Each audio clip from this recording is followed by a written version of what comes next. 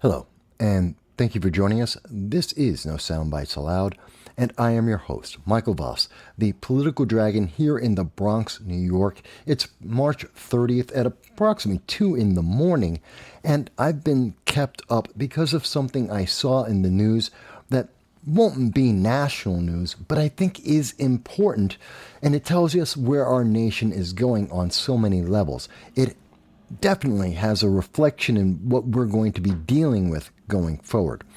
I hope you'll stay and watch the whole video with me. But before I get started, I do want to mention that if this is the first time you're seeing our channel, we welcome you. We thank you for being part of the audience. We want you to know that we do long-form political commentary, and every Sunday at 2:30 p.m. Eastern Standard Time, we do a live stream reaching out to you everywhere across the world to hear your voices in chat and phone calls to talk about the issues that matter and affect each and every one of us. Because we believe in the First Amendment, the freedom of speech, regardless of what country you're in, regardless of what the internet overlords believe, we want to hear your voice, and we hope you'll join us this Sunday just to do that. So let me talk about the issue that's happening today. You may or you may not be somewhat familiar that earlier this week, a police officer, Officer Jonathan Diller, was shot and killed by a couple of criminals, or alleged criminals, this Monday. Now, Officer Diller approached these individuals and they pulled out a gun and shot him below his bulletproof vest. As we have later found out, the individuals were both former convicts, both had been previously in jail. They've both previously been arrested multiple times. One individual 25 times, another 14 times. One of the individuals had been arrested in April of 2023 for possession of an illegal firearm and then released immediately afterwards because of the bail reform and criminal justice reform advocated for in New York State. Obviously, many police officers, many individuals do not appreciate that they were released or these policies, but we'll get to that. Now, on Thursday, former President Trump did attend. He was invited and did go to the wake of police officer Diller and spoke to the widow, amongst others, was there for 40 minutes, giving his condolences and making comments with the public. One of the things he did say at that time, as reported by ABC News, is that it's time to get back to law and order. A pretty important thing to say. What you also may not have known is that on Thursday, President Obama, President Clinton, President Biden were all half an hour, 30 minutes away from the wake, but none of them actually appeared. None of them gave their condolences to the widow or the other members of the New York Police Department as they raised $26 million for the 2024 election. I want to be very clear about that. Now, we don't know whether or not they were invited. We don't know if they were told not to go to the event. As far as news media has been able to report so far, they were not told not to appear. They were not disinvited. They just chose not to. The Democratic presidents wanted to raise money and not to celebrate the life of an officer doing his job. That being said, that brings us to the reporting about the wake on Friday, because Governor Kath Hochul of New York did go to the wake. Now, we don't know, she wasn't invited to the wake like President Trump, but she did decide to attend. She was there for less than 15 minutes, some report less than 10 minutes. When she went to the event, to the wake, she did meet with the widow of Officer Jonathan Diller, and she was told in no uncertain terms the feelings of the widow. That it was reported that the widow had nothing kind to say to Governor Kath Hochul. As she was leaving, almost all news media reported that one unidentified individual confronted her and also gave a few choice words to Governor Hochul, who then got into her car and drove off. Now, of the reporting so far, we can see one left-leaning news media source covered the event, two centrist news media sources covered the event, and 14 right-leaning sources. Now, what that tells us, according to Ground News, is that the left-leaning news media has avoided this story. And that's 90% of the news media. That's both online, that's in print, and that's in television or cable. They just don't want to talk about this, possibly because this isn't positive news for Kathy Hochul. It's not positive for the presidents. It's not positive for the 2024 election. So they avoided this story.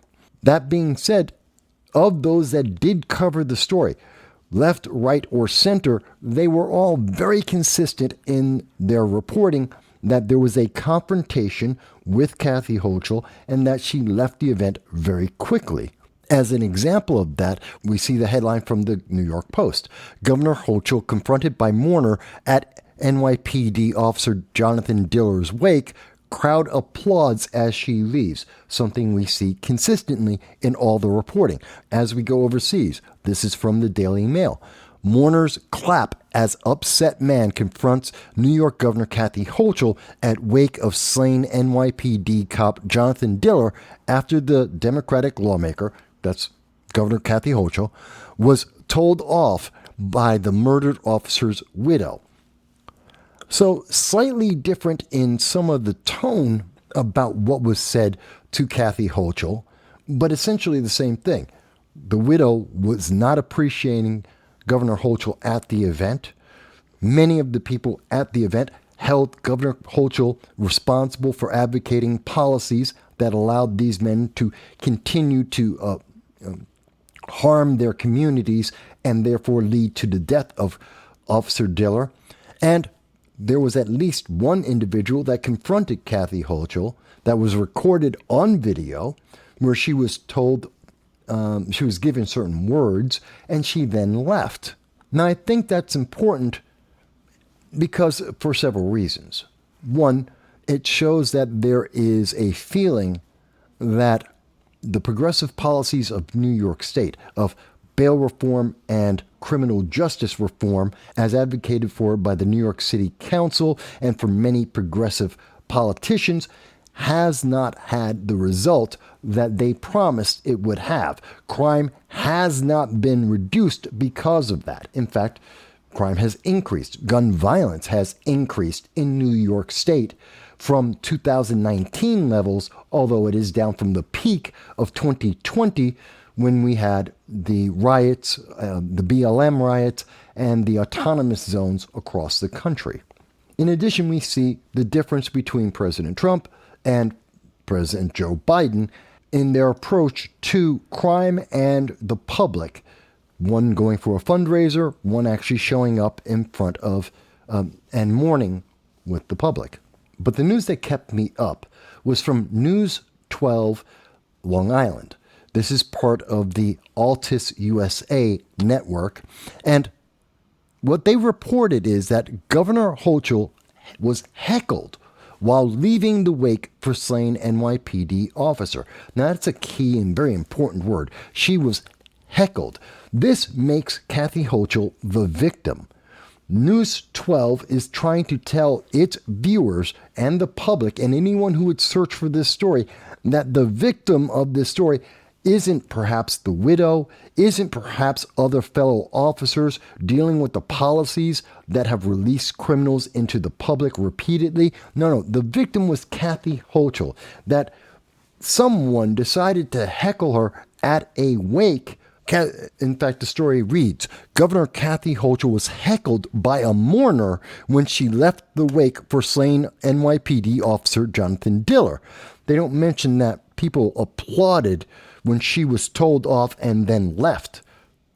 A man in a black suit was seen pointing a finger at the governor while appearing to speak with her aggressively. Well, most people do agree with that. The interaction happened outside the Massapequa Park Funeral Home. As the governor walked to her vehicle, she was inside the funeral home for approximately 10 minutes. Well, yes, because she was told, we believe she was told, that her presence wasn't wanted by several individuals.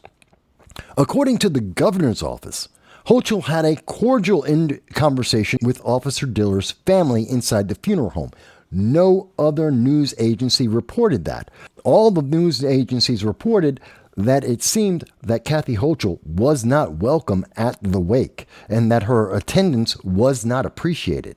Relatives expressed concerns about current criminal justice laws, yes, and asked for policy changes so their loved one's death would not be in vain. In other words, she was told by many people at that event that it was because of her support of bail reform and criminal justice reform that led to this officer's death. Not exactly the same way as being reported by News 12. The dust-up between the governor and a mourner happened amid sharp criticism over the state's bail reform law. Yes, that happened. People told Kathy Hochul she was responsible. Her bail reform that she and other progressives pushed forward led to the death of the officer. Former President Donald Trump attended Thursday's wake service to a warm welcome. Well, yeah, it was a warm welcome. He was invited to the event. Kathy Hochul wasn't. The New York City PBA would not comment on the incident. I'm not surprised that they wouldn't speak because News Channel 12 is turning this into Kathy Hochul being a victim at the wake of an officer her policies helped to kill. Now, the news anchor responsible for this is Kevin Vesey. He reported this, although he didn't mention it in his X/Twitter account, in his 6 p.m. reporting. The question really is, was this because of Altice USA, which owns the News 12 stations and who has been suffering for many years for their, bad business decisions? Perhaps it's in part because their news media were seeking out and helping out Democrats rather than reporting the actual news, rather than actually telling the public what really happened. So I covered all that to try and give you an understanding here, and I think it's a real disservice by News Channel 12 to lie to the public, to reframe what happened by a political window and say, oh, well, Kathy Hochul was the victim. She was heckled. How dare they do that at a funeral when in fact it was people being very emotional saying that Kathy Hochul wasn't welcome because of her policies that led to their death, to the death of a loved one of theirs. That's not heckling. Kathy Hochul wasn't a victim. She was actually victimizing the widow and those who loved Officer Jonathan Diller. It was Kathy Hochul that was adding to the torture and torment of those individuals at that wake. And I think that's a very important difference. And the news reporting, I really have a problem with News Channel 12. I hate when I see repeatedly when we see certain news outlets change the story to emphasize a political outcome, to help bolster the outcome for whether it's left or right, it doesn't matter, but to manipulate people's emotions and the news and the facts at hand to try and give someone a political boost. The only reason why News 12 would report something that no other news channel would report, saying that Kathy Hochul was heckled when every other news organization said that it was a confrontation and properly reported that the widow told Kathy Hochul in so many words that she didn't appreciate her. No, it's only News 12 that changed the story, and that seems to be political. And now, is this because Altice needs to have friends in New York State? Are they looking for some kind of financial bailout? I don't know. Maybe that is the reason, but it doesn't make sense. The question is, when people search for the news story, are they going to see News Channel 12's coverage? Are they going to see that Kathy Hochul was a victim? Are they going to be influenced and then go out and vote Democrat because, oh, those horrible Republicans heckled Kathy Hochul at a funeral? Is this really the message that News 12 wants to give to the public? Is Kathy Hochul and Democrats that desperate that they need to rewrite and redirect the grief of mourners at a wake? Again, this won't be national news. It won't be international news. Many people will never hear about this, but it's something that, because I have heard about it, and now you have too, I had to share my distaste, my dislike of this. I would love to hear from Kevin Vesey to tell us, was this his reporting or was this something he was told he must report? But now you know, and you can make a choice for yourself. Please let us know in the comments what you think. Imagine a birthday where you receive the gift. That's exactly what's happening on April 6th, 2024. I, Michael Vasquez, am doing a marathon live stream aiming for 12 hours of nonstop content. Why? To celebrate my birthday by gifting you with in-depth coverage of news from local to international, insightful predictions about the 2024 elections and the U.S. economy, and much more. This isn't a one-way street. I will be taking your calls, responding to your chat, answering all your pressing questions on any subject you want. It's a celebration of knowledge, free speech, and giving back. So don't hesitate to drop by, say happy birthday, and ask your burning questions. Join the celebration and let's dive deep into news and current affairs together. This is your chance to be part of a unique birthday bash. Don't miss it.